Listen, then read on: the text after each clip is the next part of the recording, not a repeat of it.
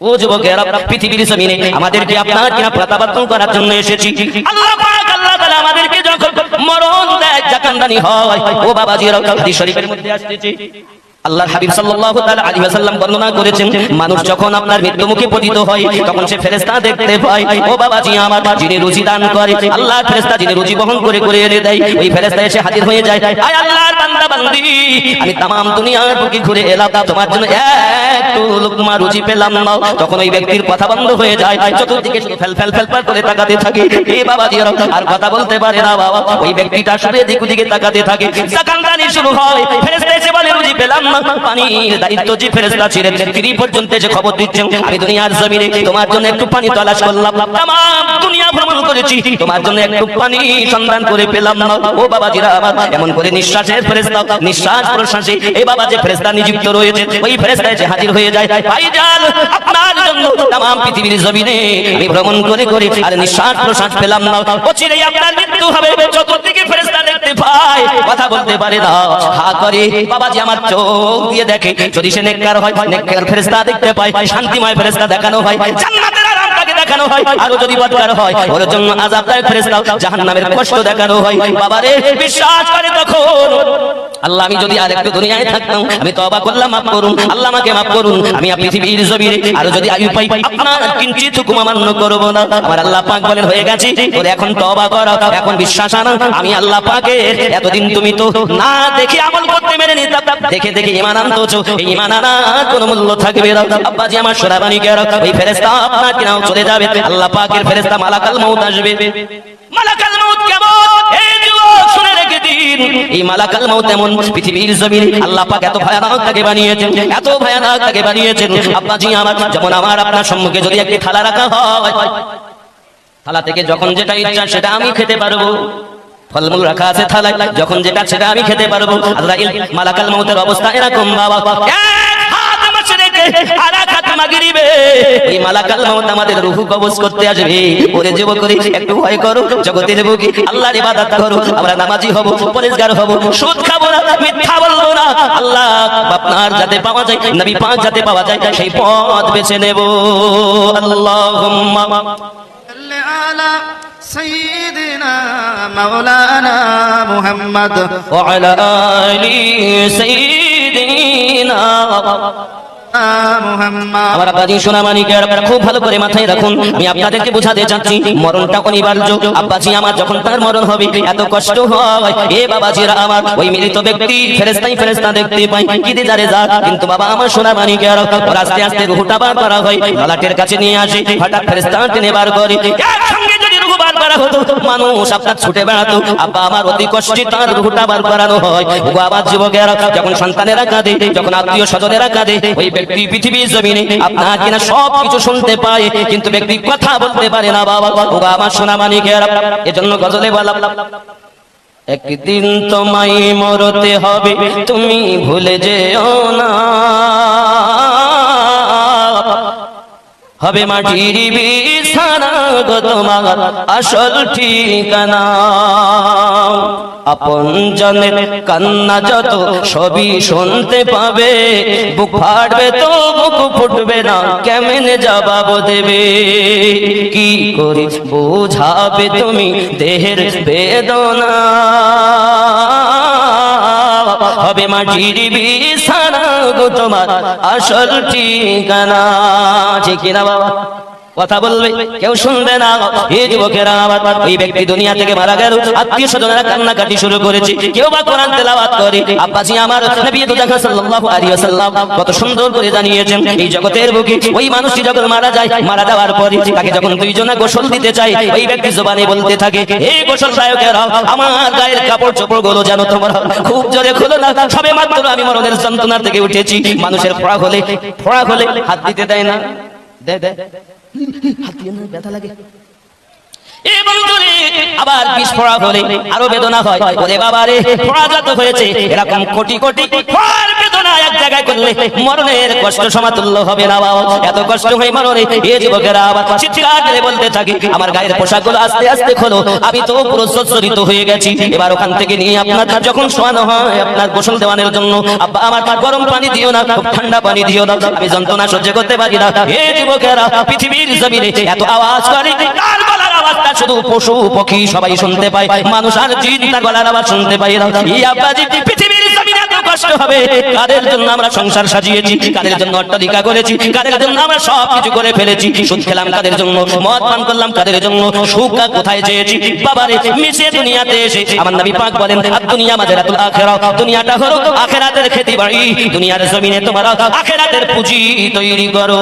সোনামানিকেরা, জাহান্নাম সম্পর্কে আলোচনা করা হয়েছে, যারা দুনিয়ার বুকে আপনার কিনা বেপরদায় ঘুরবে, সুদ খাবে, মদ পান করবে, আব্বাজি আমার জাহান্নাম তাদের জন্য অবধারিত। যুবকেরা, আমার নবী আপনার নবী সাল্লাল্লাহু আলাইহি ওয়াসাল্লাম একদিন আপনার কিনা সাহাবায়ে কেরাম দিগকে নিয়ে বসে আছেন, হঠাৎ একটা গম্ভীর আওয়াজ হলো, সাহাবায়ে কেরাম চমকে গিয়েছেন, হুজুর এই আওয়াজটা কিসের আওয়াজ, এই আওয়াজটা কিসের শব্দ? আপনার আমার নবী বলেছিলেন, আয় আমার আশিকেরা, এই আওয়াজটি হলো এখান থেকে 70 বছর আগে জাহান্নামের উপর থেকে একটা পাথর নিক্ষেপ করা হয়েছে, ওই পাথরটা আজ তলদেশে ঠেকেছে, তার শব্দ তোমরা শুনতে পেয়েছো। আমার আব্বা গো, জাহান্নামের গভীরতা যদি এমন হয়, না জানি ওই জাহান্নাম আমাদের জন্য হবে আব্বা আমার জান্নাতে যাবার একটি পথ, ওই পথটার নাম হলো পুলসিরাত। আমার যুবকেরা, জাহান্নাম ভয়াবহ জায়গা যুবক, ভালো করে বুঝুন।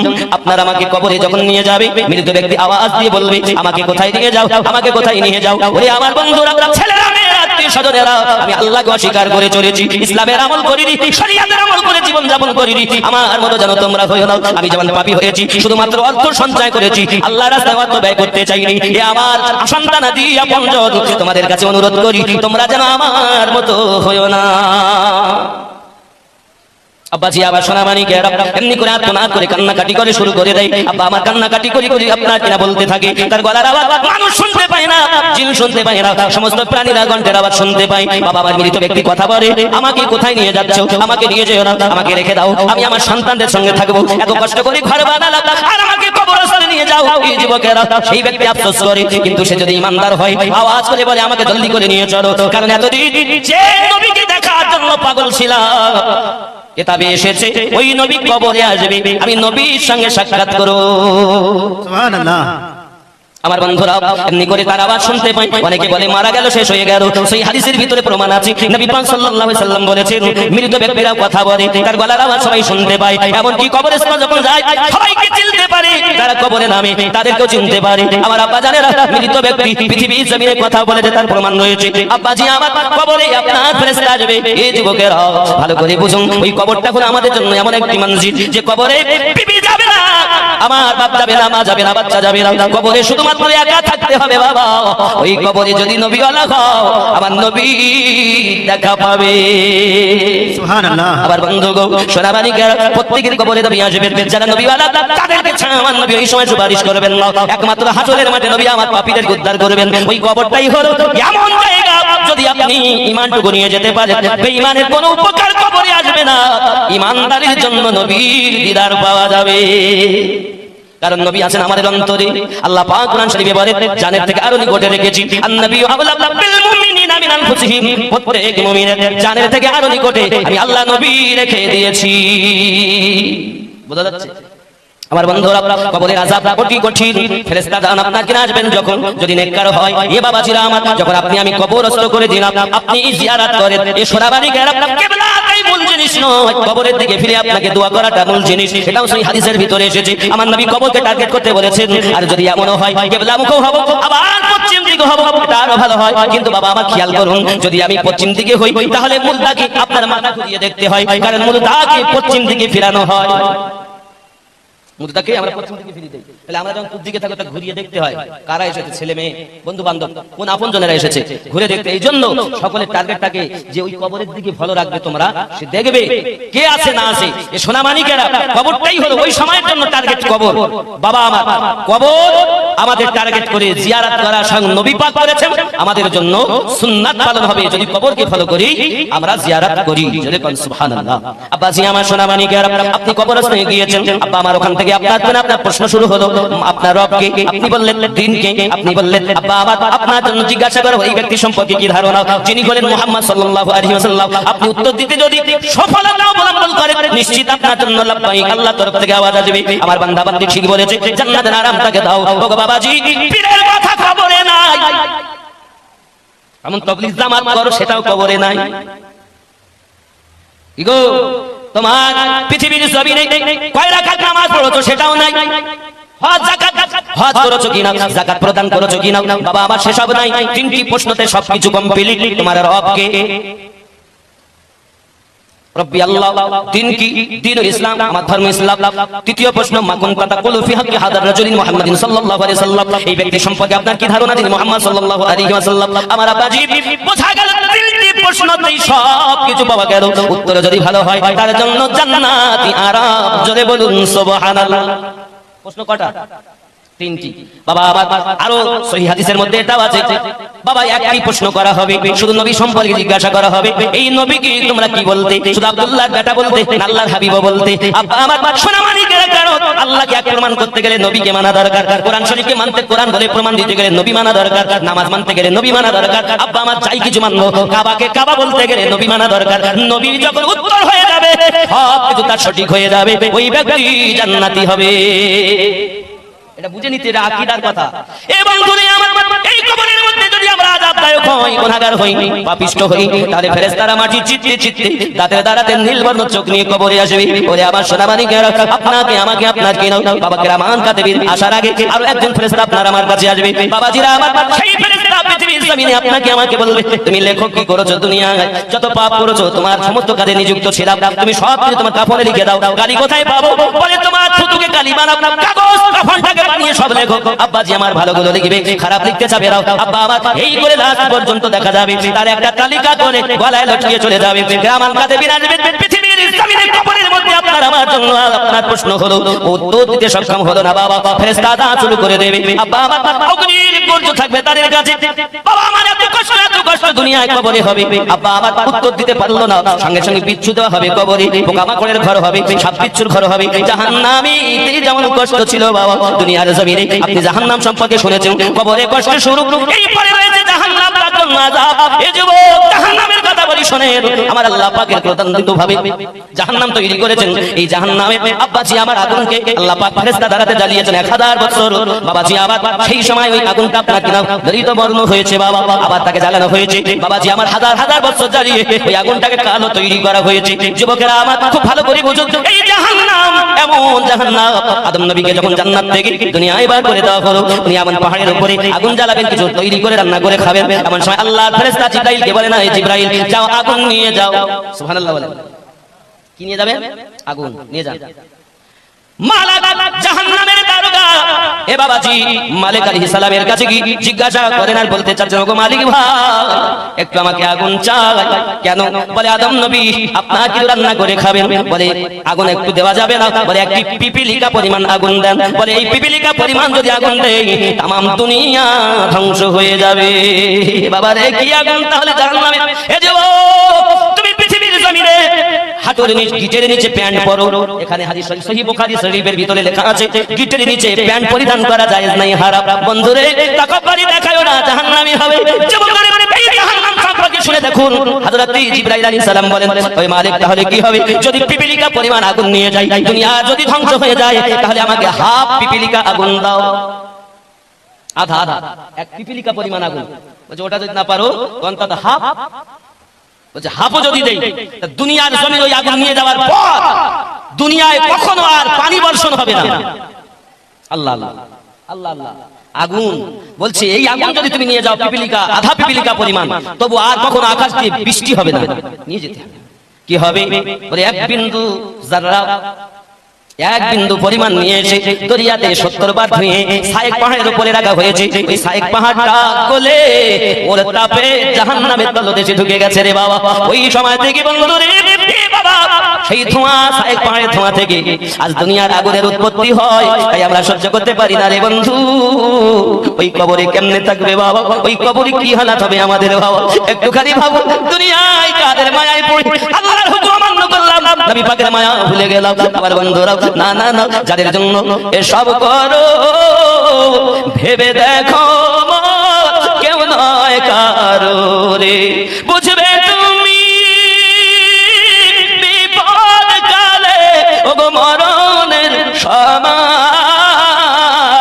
বুঝবে চলবে না বেশি নাই। আল্লাহুম্মা সাল্লি আলা মাওলানা মুহাম্মদ ওয়া আলা আলি সাইয়্যিদিনা।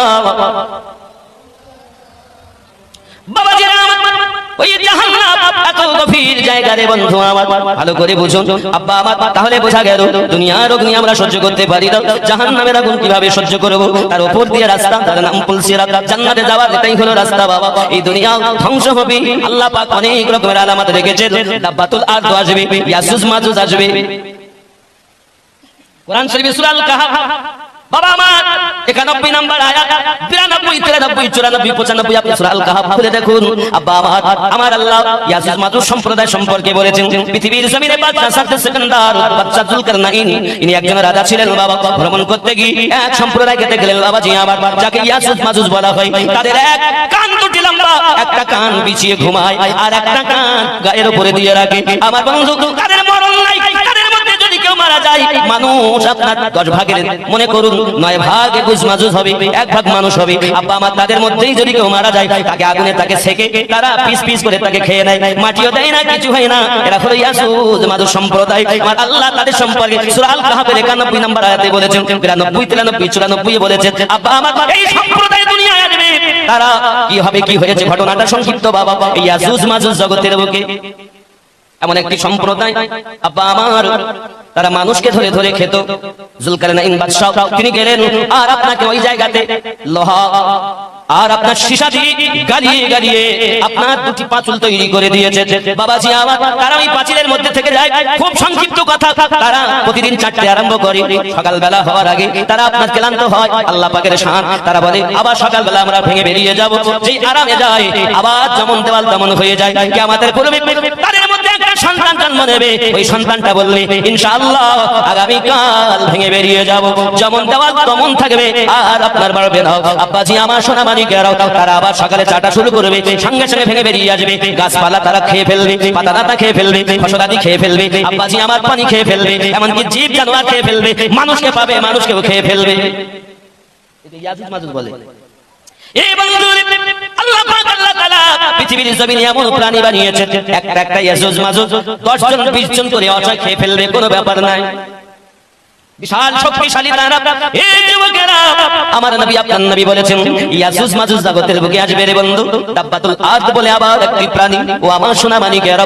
এই আপনার সুলাইমান নবীর আংটি থাকবে, মুসা আলাইহিস সালামের লাঠি থাকবে, পৃথিবীর জমিনে এসে আংটি দিয়ে লাঠি দিয়ে দাগ দিয়ে দেবে বাবা। দেখে বোঝা যাবে কাফের কারা মুমিন কারা। যুবকেরা পৃথিবীতে এমন অবস্থা দেখা দেবে বাবা রে, আমাদেরকে জীবন যাওয়ার আগে পৃথিবীতে তওবা করে যাওয়া ভালো। আমার বন্ধুরা মানুষ যখন মারা যায় তার মরার 40 দিন আগে আপনার তার নামের লিপিকা পাতাটা যখন আপনার আসাইল ফেরেশতার কাছে পড়ে যায়, 40 দিন আগে আল্লাহর ফেরেশতা আসাইলের কাছে মৃত বলে ব্যক্তিটা ঘোষণা হয়ে যায় বাবা। তার 40 দিন পর আবার সেই ব্যক্তি মৃত্যুবরণ করে। যুবকেরা চলুন এগিয়ে যাই, তাহলে দাব্বাতুল আরদ আসবে, ইয়াজুজ মাজুজ আসবে, দাজ্জাল আসবে, ইমাম মেহেদী আলাইহিস সালাম আসবে, ইমাম মেহেদী এবং একজন নবী আসবে, নাম তার ঈসা পয়গম্বর। ঈসা পয়গম্বর নবী হয়ে আসবেন না, ইনি আমাদের নবীর উম্মত হয়ে আসবে। আমার বন্ধুরা জাহান্নামের কথা আলোচনা করতেছি বাবা। জাহান্নামটা খুব গভীর, খুব আপনার কিনা ভয়াবহ জায়গা বন্ধু। পুলসিরাত তার উপরে, জান্নাতে যাওয়ার রাস্তা হলো সেখানে। আমার আব্বা এত ভয়াবহ পৃথিবী আপনি জানেন, পুলসিরাত পার হওয়ার জন্য রাস্তা, কিন্তু বন্ধু আবার সূর্যের 12টা মুখ হবে। সব যখন মারা যাবে, এমনকি দুনিয়া লন্ড ভন্ড মসজিদ মাদ্রাসা সব কোরআন শরীফের 30 পারা তো আল্লাহ বলেছেন অনেক কথা, সব ধ্বংস। শুধু আরশ বহনকারী ফেরেশতা আজরাইল ফেরেশতা 4 জন ফেরেশতা থাকবেন, বাকি সব এবার আল্লাহ পাক আল্লাহ তাআলা অর্ডার দেবেন। হযরত ইসরাফিল আলাইহিস সালাম শুয়ে ফুঁক দিয়েছেন, সব ধ্বংস। এবার আল্লাহর অর্ডারে ফেরেশতা আরশ বহনকারী ফেরেশতা রূহ বার করা হবে, জিবরাইল মিকাইলের রূহ বার করা হবে। আব্বাসি আমার আল্লাহ বলবেন আজরাইল তুমি তোমার রূহ বার করো। এখন উনি রূহ বার করতে গিয়ে এত যন্ত্রণা, এত কষ্ট, আল্লাহর কাছে কাঁদবেন আর বলবেন আল্লাহ আমি যদি জানতাম এত কষ্ট হয় আমি মরণের দায়িত্ব নিতাম না। আমার বন্ধু সোনামানি কে 1000টা তলোয়ার দিয়ে মানুষকে খোঁচা দিলে, জীবিত মানুষকে খোঁচা দিলে যত কষ্ট হয় তার থেকে মরণের কষ্ট বেশি। জীবিত মানুষের চামড়া ছিঁড়ে নিলে যত কষ্ট হয় তার থেকে কষ্ট বেশি হয়। আমার বন্ধুরা চলুন এগিয়ে যাই। আল্লাহ পাক আল্লাহ স্বামীর ভাগ কোন স্ত্রী ওকে দিতে চায় না। মা ফাতেমা রাদিয়াল্লাহু আনহা একদিন কোরআন তেলাওয়াত করছিলেন, পড়তে পড়তে সেই আয়াতটি চলে আসে যেই আয়াতে লেখা ছিল, তোমরা ছেলেরা চাইলে 4টা বিবাহ করতে পারো। আয়াতটি পড়ার সময় মা ফাতেমার কণ্ঠটি ছোট করে ফেললেন যেন হযরত আলী রাদিয়াল্লাহু আনহু শুনতে না পান। তখন হযরত আলী রাদিয়াল্লাহু আনহু মুচকি হেসে বললেন, তুমি একাই তো 4 জন নারীর সমান। সুবহানাল্লাহ।